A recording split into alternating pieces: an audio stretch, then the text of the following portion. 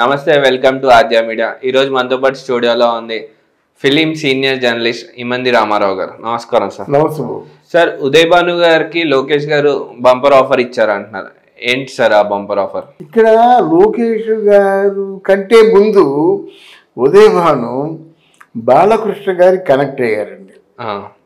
ఉదయ్ భానుకి ఒక దేవుళ్లాగా మా ఫంక్షన్కి రావే కాకుండా ఆవిడకేమో కవలలు పుట్టారు. ఓకే. అపురూపంగా తను ఫంక్షన్ చేసుకుందంటే ఎవరు వస్తారండి? ఉదయ్ భానుని తొక్కేశారు. ఉదయ్ భాను తొక్కేశారని నేను చెప్తున్నాను గట్టిగా. ఎందుకంటే బయటికి రాకుండా కొంతమంది ప్రబుద్ధులు ఉదయ్ భాను చాలా బాగా చేస్తుంది. అసలు మనకి బుల్లితెర శ్రీదేవి అంటుండేవారు. బుల్లితెర శ్రీదేవిగా ఉదయ్ భాను అందగత్తే, రచయిత్రి, నృత్య కళాకారిణి, డ్యాన్స్ చేస్తుంది, పాటలు పాడుతుంది, ఫోక్ ఆర్ట్ జానపద గీతాలు రచిస్తుంది. ఇన్ని రకాలుగా ఉన్న ఉదయ్ భానుని అకారణంగా బిడ్డలు పుట్టిన తర్వాత ఆవిడ చేసిన, ఎవరైనా బిడ్డలంటే ప్రేమ ఉంటుంది కదండి, బిడ్డలంటే మమతానురాగాలు ఉంటాయి కదా. దాంతో వీళ్ళు మనిషి క్రియేటివిటీ మాత్రం మన తెలుగు బుల్లితెరదేనండి.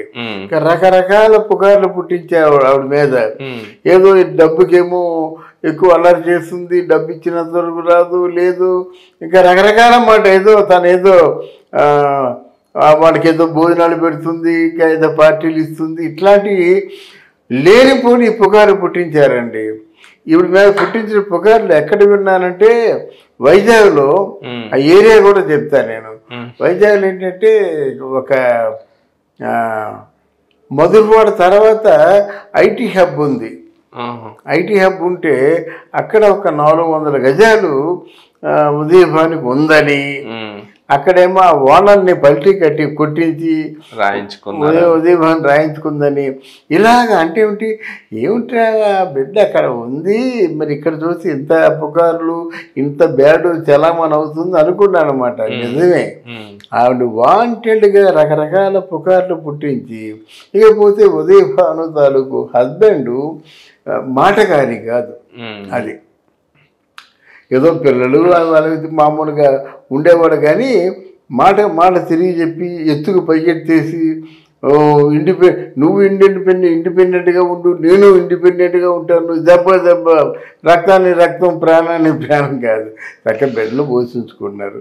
కానీ ఆ బాలయ్య బాబు మాత్రం ఉదయ్ భాను మీద ఉన్నటువంటి నిజమైనటువంటి ఇబ్బందులను చాటుకున్నాడు వచ్చి. తర్వాత మొన్న ఫంక్షన్ కూడా బాలయ్య బాబు ఫంక్షన్కి ఉదయ్ భాను వచ్చింది, చక్కగా ఉంది. తర్వాత ఏంటంటే వాళ్ళ ఫ్యామిలీకి ఎంతైనా రుణపడి ఉంటుంది ఉదయ్ భాను. దాంతో ఇక్కడ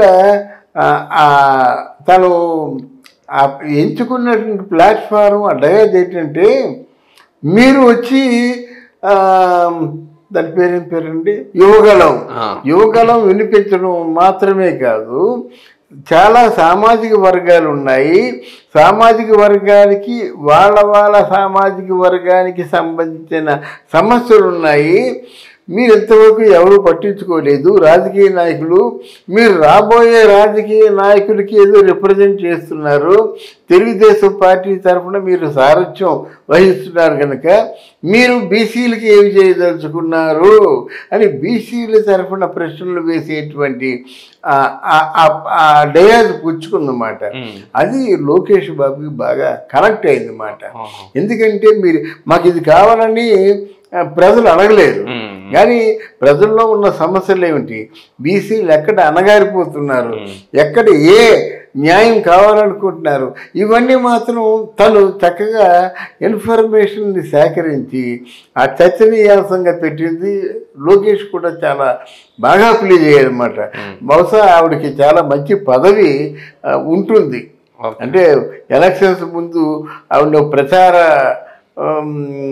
కార్యదర్శి లేదా అధికార స్పోక్స్ ఉమెన్ ఇలాంటి పదవులు రావచ్చు. అది ఒక మంచి, అంటే ప్రచారానికి కావలసినటువంటి సమూలమైన హంగులన్నీ ఉదయ్ భాను దగ్గర ఉన్నాయి. అంటే మాట్లాడుతుంది. హెర్సెల్ఫ్ ఈజ్ ఎ రైటర్, తర్వాత హెర్సెల్ఫ్ ఈజ్ ఎ డాన్సర్, తర్వాత ఏమో సింగర్, తర్వాత ఫెరోసిస్గా ఉపన్యాసాలు ఇస్తుంది. కనుక ఆవిడ చాలా మంచి అవకాశం రాబోయే రోజుల్లో ఉంటుందని నేను నమ్ముతున్నాను. అంటే ఉదయ్ భాను గారు రాజకీయ ప్రవేశం చేస్తారు అంటే ఆల్మోస్ట్ ఆల్ రాజకీయ ప్రవేశం చేసేసారు.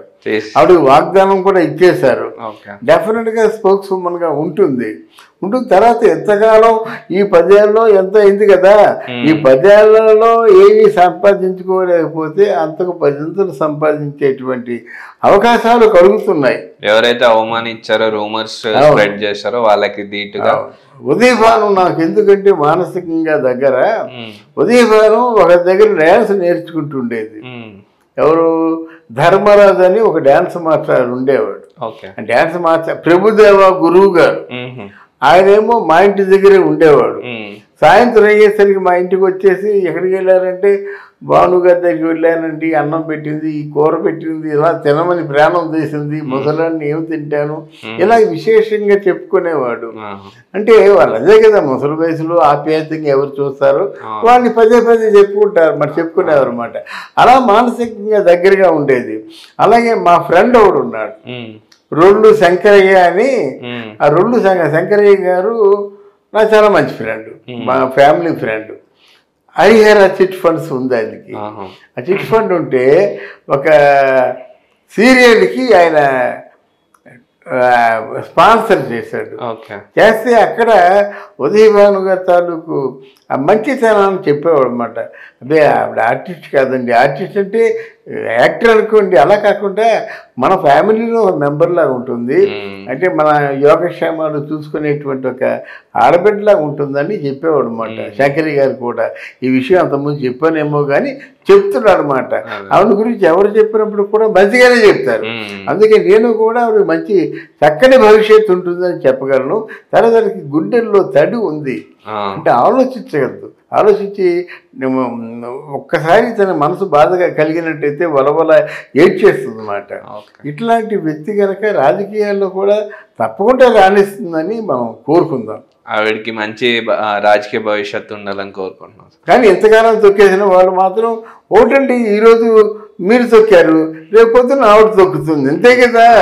మీరేమో నాగేశ్వరరావు గారు చెప్తుండేవాళ్ళండి, ఎంతోమందిని మనుషులు అంటే మనకి ఉన్నటువంటి ఫ్రెండ్స్ని కానీ దయాదులను కానీ దగ్గర వాళ్ళని కానీ వాళ్ళని మెట్లుగా తొక్కుంటూ వెళ్ళిపోతామట.